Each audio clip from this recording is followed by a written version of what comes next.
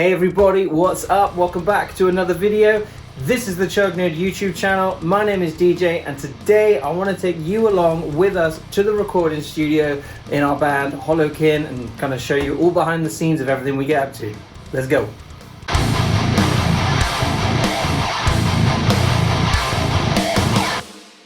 So like I said, welcome back to the Chug Nerd YouTube channel. My name is DJ. I'm a guitarist from the southwest of the UK. Been playing guitar for around about 20 years or so now. I'm in a band and my band is called HollowKin.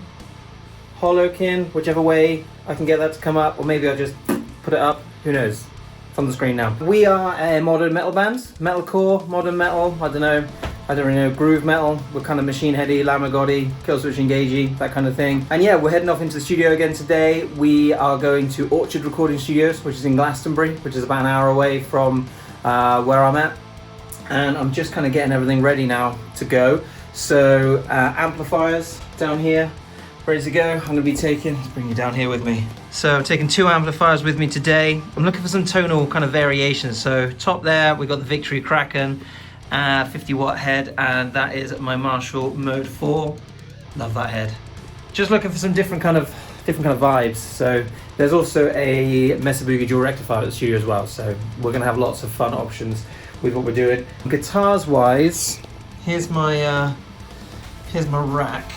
Now I'm gonna be taking a few with me. So we're gonna take the PRS SE Mark Holcomb. We are going to take the Schecter C7 Silver Mountain. We are going to take the Matt Heafy Les Paul Origins Custom. Now the last record we did, which is called Confessions and Failures, which you can find on Spotify and everywhere else, that was all recorded with the Matt Heafy Les Paul, which is amazing, but I want some kind of different tones and stuff from this recording session. So I'm going to take it because I love the way it sounds, but I'm going to try and use the PRS and the Schecter. I may also take my Legator as well, but it does need new strings. I kind of ran out of time to restring it, so I might restring that tonight when we get back and take it for day 2 tomorrow. But we'll see how we go. I am also going to be taking this one as well. There's me in the reflection. What's up? I'm going to be taking my Squire, my Green Day guitar. I've done a big video on that one. That's got some really cool pickups in it, and one of our songs, shockingly, has a guitar solo in it, which I'm a bit nervous about. It's not a hard solo, I'm just not a lead player. I do the chuggy wuggies. So yeah, and I kind of want to do, I've always wanted to do a solo on, like, you know, that position 4 Strat kind of sound. So yeah, I think I might take that one as well. So yeah, that's kind of everything. All my bits and pieces on the desk here. I've got a fresh pack of picks. These are the picks I use. This is the Dunlop 500s. 1.5mm, because anything less than 1.5 is pointless. That's the Mode 4 pedal, which is ridiculous, and it's got some ridiculous old VTRS, I think it's called, like cable input. Anyway, that's it. We'll go on recording, and yeah, let's go. See what happens. I'm excited. See you there. Or maybe we'll do some montage on the way. See what happens.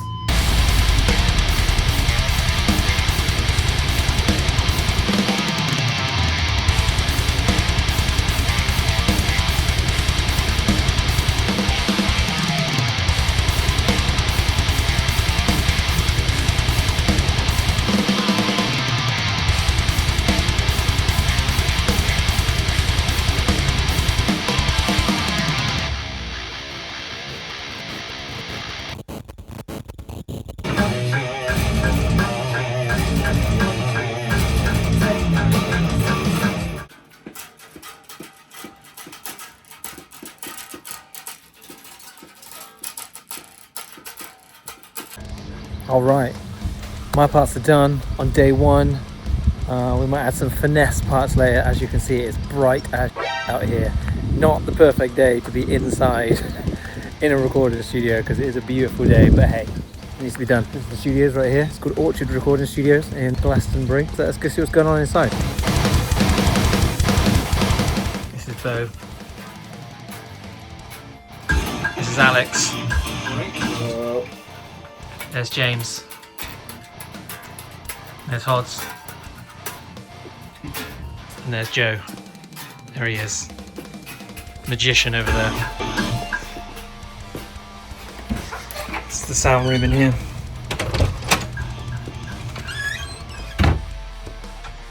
So drums are getting tracked on days 3 and 4. We kind of do things backwards. That's the live room. Look at this.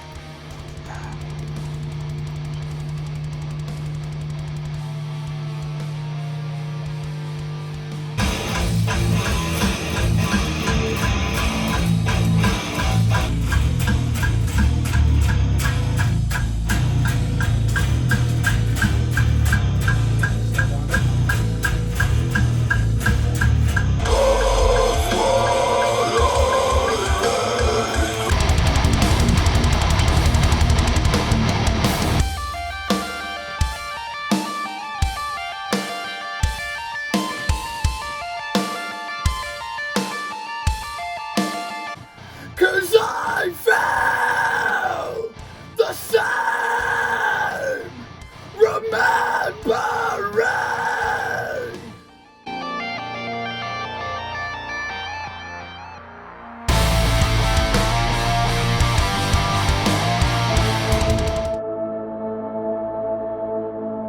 Good morning.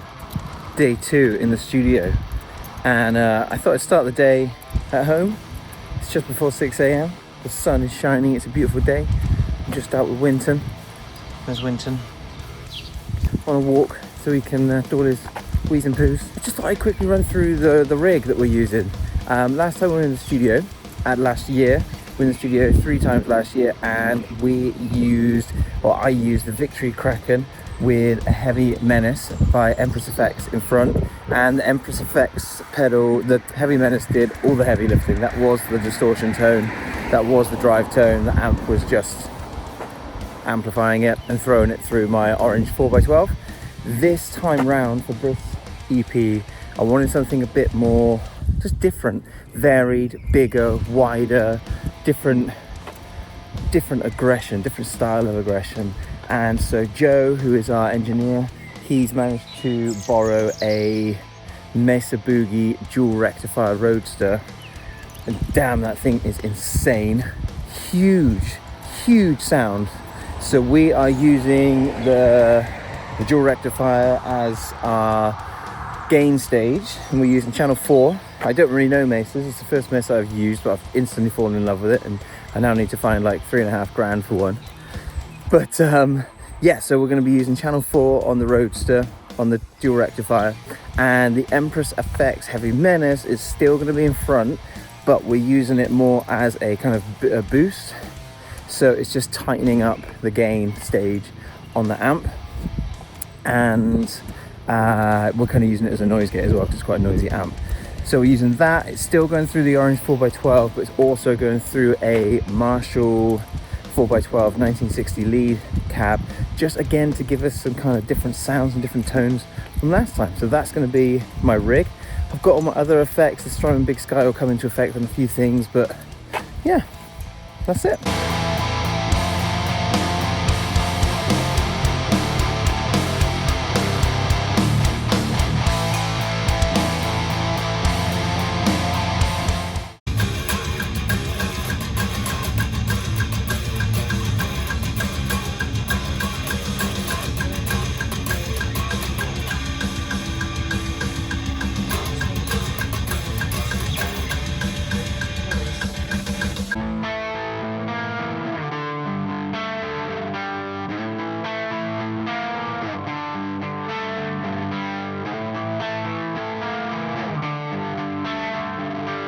This is Bo here, just tuning his Evertune guitar. It's well documented on this channel, my feelings about Evertune guitars. And this is Bo in the studio, tuning his Evertune. I mean, it is the first time I've tuned it in like a year. I don't want to hear your bull. Smell it a mile.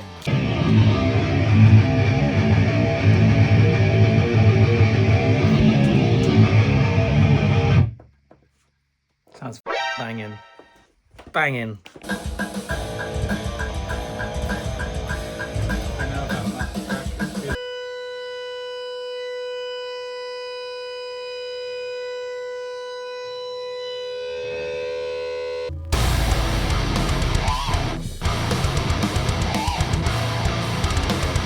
Burn My mind is open.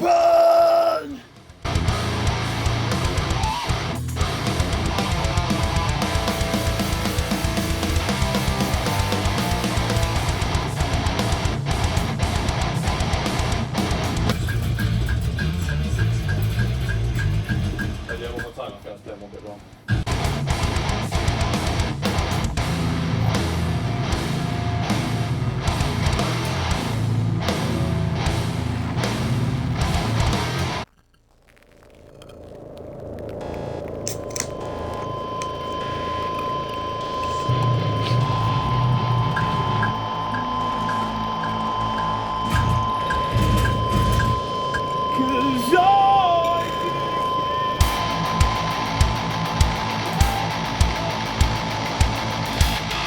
All right, day 3 in the studios with HollowKin. Today it's the morning. We're just finishing off recording our 3rd song, and then we're going to start tracking on our 4th song. And it seems like we're probably kind of rushing it. Usually, if you want to get a good sound in the studio, you're going to need to spend a decent amount of time. But for a small band like us, this is all self-funded. We're paying for everything ourselves, and that gets really expensive, so we like to be super prepared before we come in. We've got a great sound engineer, Joe Marsh. Check him out, he's amazing. I'll put some links to him below. And we do a lot of our kind of pre-production before we get in, so any kind of synths, backing tracks and strings, that is all tightened up before we even set foot in the studio. Joe has everything he needs when we arrive. There's no songwriting or changes or anything like that to do. We do all of our kind of or any tweaks and stuff, we really make sure we iron all those out before we come in, so that when we come in, we're just recording. We aren't doing any kind of changes to the songs structurally. We don't do anything. They are how we want them to sound. We'll add layers, we'll add sounds, but other than that, we're just playing them how we want to be playing them. So it saves a lot of time. We do things kind of backwards to how most bands do things. So I mentioned yesterday when I did a video that we're not doing drums yet. We do drums last. So we're in a transition between 2 drummers at the moment. Our beloved current drummer Daniel is leaving the band for his own reasons. It's all amicable, but because he kind of is exiting just before we come into the studio, he's very kindly still going to be doing the drums for us on this EP, on these 4 songs. So he's going to be doing those drums tomorrow on day 4, and he's going to knock out all 4 songs in one day. And our new drummer Alex, who has been here for the last couple of days, kind of becoming more and more part of the band, he will be involved on the next recording that we do. We'll be back later in the year to do a single for the EP release. And so we're doing the drums all tomorrow. So the first 3 days are dedicated to getting all 4 songs done from a guitars, bass, and there's some guitar tracking coming in, some guitars, bass and vocal perspective, and then all the drums will be done tomorrow in one take. Anyway, I'll go get out of here because it sounds like there's some live guitars coming in. It's gonna get real loud in here real quick. So yeah, that's today. I'll see you tomorrow, or in a bit, because there's more filming to do. In a bit.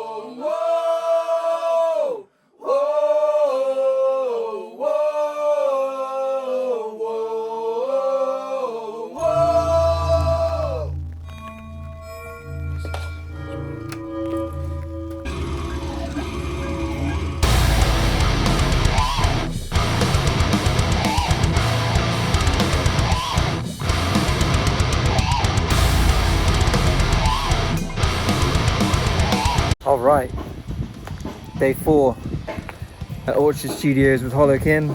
As you can hear behind me, today is all about the drum tracking. There's some vocals to finish off. Yesterday was intense. Honestly, that was really intense. 4 tracks in 4 days is ambitious, but I think we're pretty much on schedule.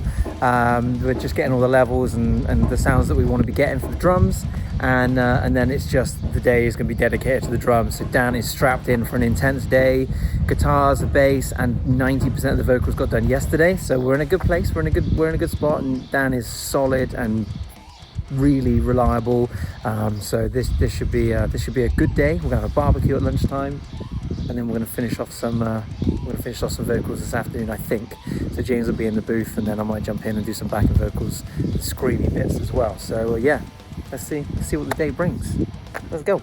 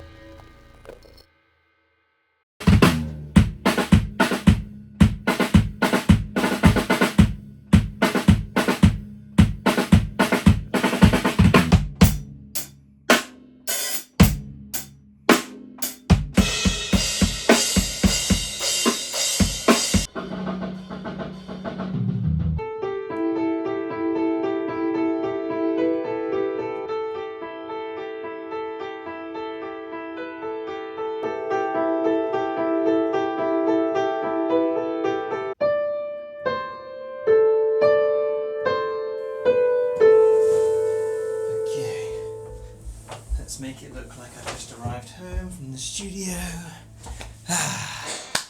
No, this feels weird. I don't have a guitar. No, I have a guitar.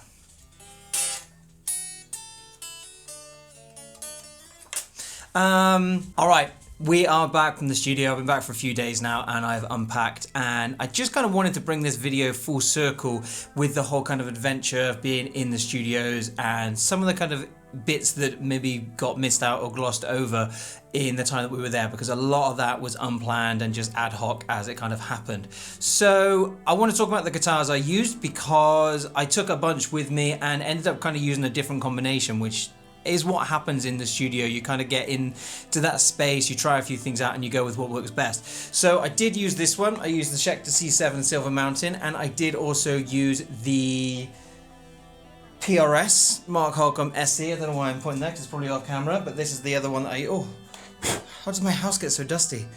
This is the other one that I used, my PRS Mark Holcomb SVN, the SE. So I used both of those quite a lot. And I did also use quite extensively James's Squier Classic Vibe Telly baritone as well. And as documented on this channel, that is probably one of my favorite guitars I've played this year so far. It is absolutely killer, and I love it because it's not what you'd expect it to be. It's just a £300 Squier Classic Vibe baritone with stock Squier pickups, absolutely nothing special, but it goes so hard. It's absolutely immense. I love it so much. The sound is just raw and gnarly. It's not like super well rounded and polished like, you know, you'd expect from, I forget what these are, Cali something Schecter pickups, or the Seymour Duncans on the PRS, or Fishman's that I've got in some of the other guitars that I've taken into the studio.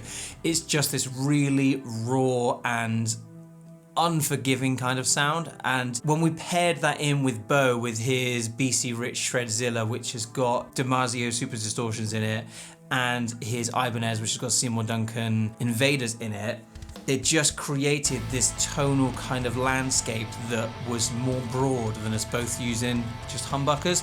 So I ended up using that quite a lot. Not exclusively, I still use the other two for certain songs, but I just really found myself leaning into the Squier for quite a lot of the riffy stuff, which I wasn't expecting, but it just turned out really nicely. As for amplification, I didn't use the Victory Kraken and I didn't use the Mode 4. I got into the studio, and as I think I mentioned on day 2, I ended up using that dual rectifier Roadster exclusively. It absolutely slapped. It was so good. One hell of a head. We had that running, like I said, into the Marshall 1960 lead cabinet and my orange 4x12 cabinet. We had the Marshall mic'd up with two SM57s and a Fredman way. Kind of where you got one pointing at the cone straight on and the other one pointing at the kind of edge of the cone, and we had the orange mic'd up with a Neumann TLM 103 microphone, and it just created so much texture in the guitar tones and so many different tonal kind of options between my sound and Bo's sound. It was just awesome. It was a hell of an amplifier to use, and I'm stoked with the tones that we got, similar to the tones that we got last time but different enough that it creates a separation between the two records, which is what I was going for, as I mentioned earlier on in the video.